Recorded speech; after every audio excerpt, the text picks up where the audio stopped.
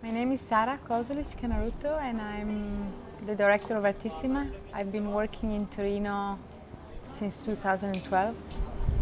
So the fair has been, since then, my biggest challenge. Yes, Artissima is a very special and peculiar fair because it's a public fair, so it's always had two different objectives. Of course, it's a commercial fair, but at the same time, it has a cultural goal as well. The directors in the past 6-7 years have always been curators, and we have this amazing opportunity to launch new projects and to innovate and also to think about initiatives outside the fair. And that's maybe why Artissima is known to be so experimental.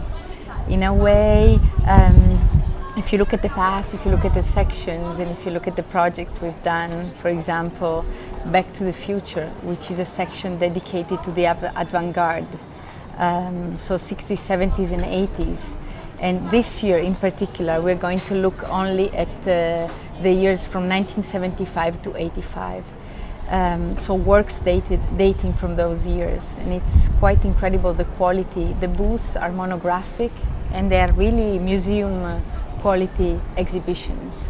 So we have been the first fair to look at the avant-garde with this approach. Last year we have launched a new section dedicated to performance, and usually performance in fairs is treated as an initiative, to kind of and live in, and do some noise. But we wanted to approach performance as a commercial section, so to give really to the artist the best possible opportunity and to treat performance like any other medium. Then we have launched a program of dialogues in the fair that kind of want to move away from the presentation mode where you have a talk and you sit in a room and with an audience. So we have asked curators to create an informal conversation within the fair and among the booths. So they're like creating these short dialogues, and they have the public following them. And it's a great opportunity, of course, to discover works, themes, approaches, and to look at the fair with their eyes. And this year we have asked curators to be in dialogue with collectors. So this year is really the year of the collectors. We are involving collectors in different initiatives. And this one is, of course, one of the examples. So two different ways of looking: the collectors who's buying and who's kind of picking her own favorite works, and the curator that maybe kind of goes more in depth. So this is another new initiative for us. But then there's so many new projects that were launched by Artissima. We have just to tell you how Artissima is a public fair, we have a space within the fairground which is dedicated to the museums of the region, of the city, which has an amazing network of museums, foundations, collections. And this year I've asked a young curator to curate a show, picking works, of course revolving around the particular themes, but picking works from this collection. And it kind of shows what is the incredible treasure that this city and this region holds in terms of contemporary art.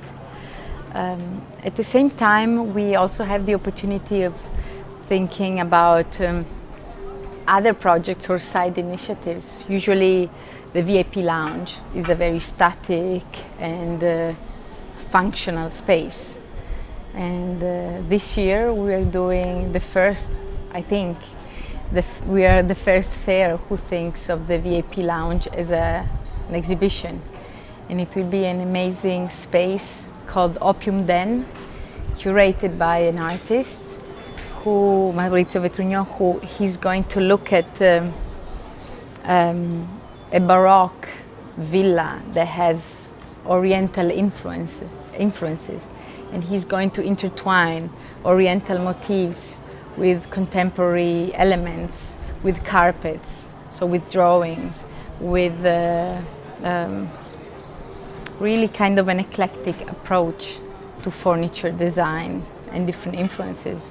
So that's a new project as well. So Artissima is really the fair of the city. It's very much tied to Torino and to its character. This is a very important issue for us, of course. Italy is a country that maybe now apparently is not so active, but it is also one of the countries that has the biggest percentage of important collectors. I mean, Italian collectors are very sophisticated. They go around, they travel, so they come to Artissima. If they don't buy there often, they make contacts with galleries and then they go to their countries. And this is something which is very important for the galleries. We know that they appreciate that because we know that the Italian collectors are very, quite active and well known. At the same time, of course, as you're saying, it's important to, with this, in a world where art fairs are continuously originating and developing, it's quite important to think about the power and the force of the market in the fair. So I'm using a lot the city as a strategy because Torino is an incredible, amazing context for collectors that come from abroad. And for me, it's very important to stimulate the market by by inviting and by having more and more collectors from different countries.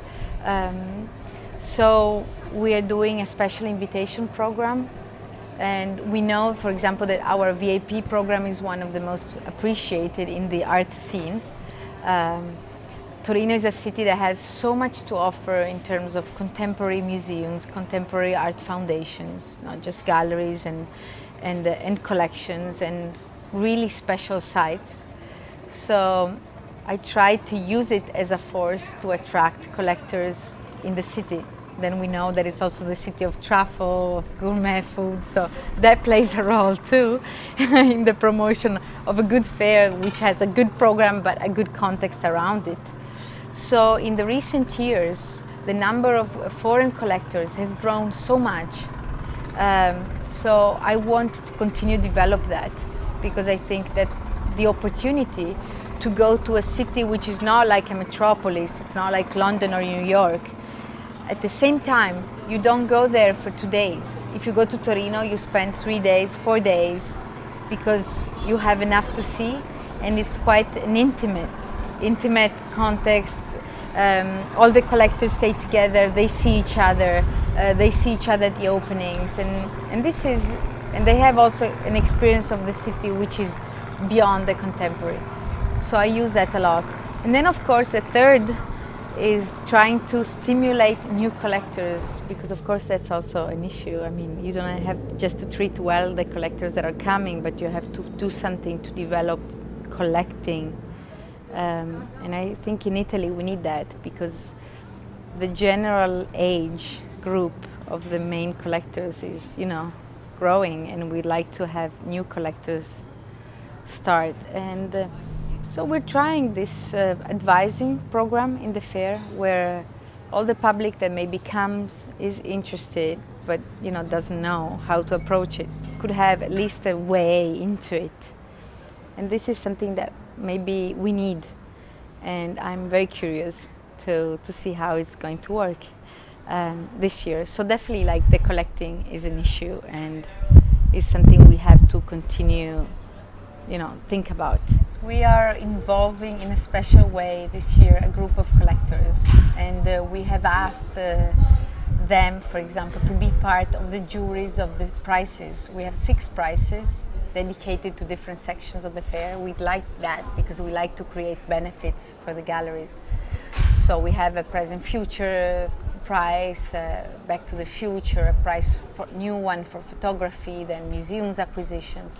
It's all different projects.